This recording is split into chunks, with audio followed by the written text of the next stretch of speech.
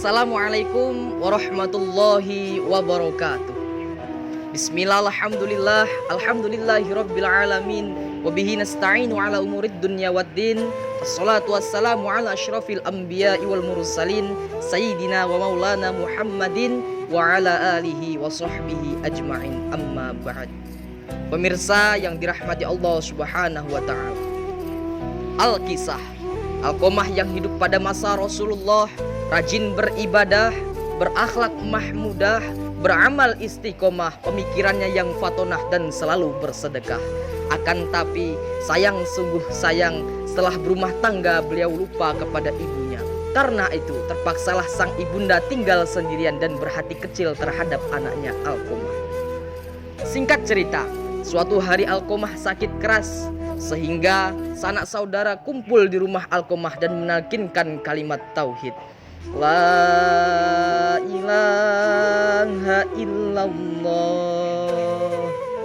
Akan tetapi Alqamah tidak bisa mengikutinya walaupun sudah dicoba berkali-kali. Akhirnya para sahabat menyuruh kepada para sahabat yang lain untuk memanggilkan Rasulullah SAW. Setelah tiba, Rasulullah SAW sendiri yang mengajarkan Alqamah untuk melafadzkan kalimat tauhid. Akan tetapi sayang, sungguh sayang, Alqamah malah menggelengkan kepalanya dan membungkam 1000 bahasa. Rasulullah pun heran dan bertanya kepada para sahabat yang lain, "Wahai para sahabat, apakah Alqamah ini masih memiliki ibu kandung?" Lalu sahabat pun menjawab, "Masih ada ya Rasul, beliau tinggal sendirian di suatu desa." Akhirnya Rasulullah SAW meminta kepada para sahabat untuk memanggil sang ibunda. Setelah hadir sang ibunda di rumah Alqamah, akhirnya Rasulullah SAW berbincang kepada sang ibunda. Ternyata dalam perbincangan itu sang ibunda masih berhati kecil dan kecewa terhadap tindakan Alqamah terhadap dirinya. Akhirnya Rasulullah SAW mengambil keputusan dan menyuruh kepada para sahabat yang lain untuk mengumpulkan kayu bakar untuk membakar Alqamah hidup-hidup. Mendengar keputusan Rasulullah itu, sang ibunda tidak tega bila melihat putranya dipanggang di depan matanya.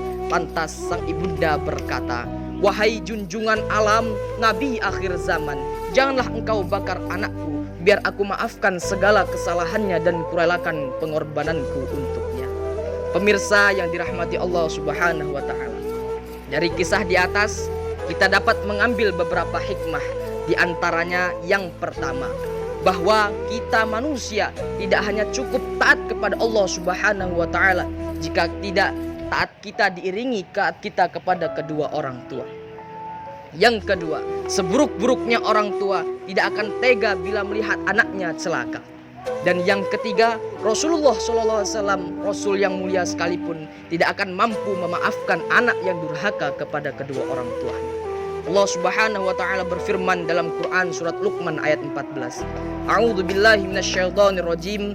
Bismillahirrahmanirrahim.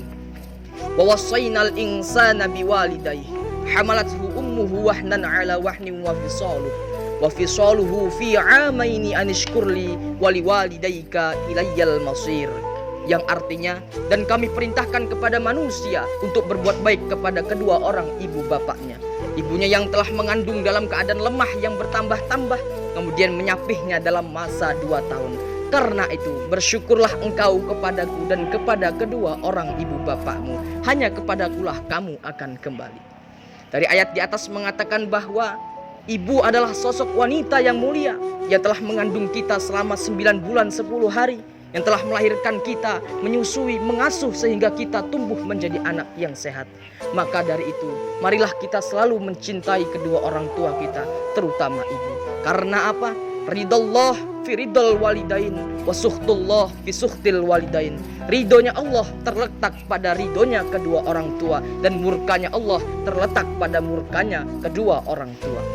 Demikianlah yang dapat saya sampaikan. Semoga bermanfaat bagi kita semua. Usikum binafsih bitaqwallah, wallahul muwaffiq ila aqwamit thoriq.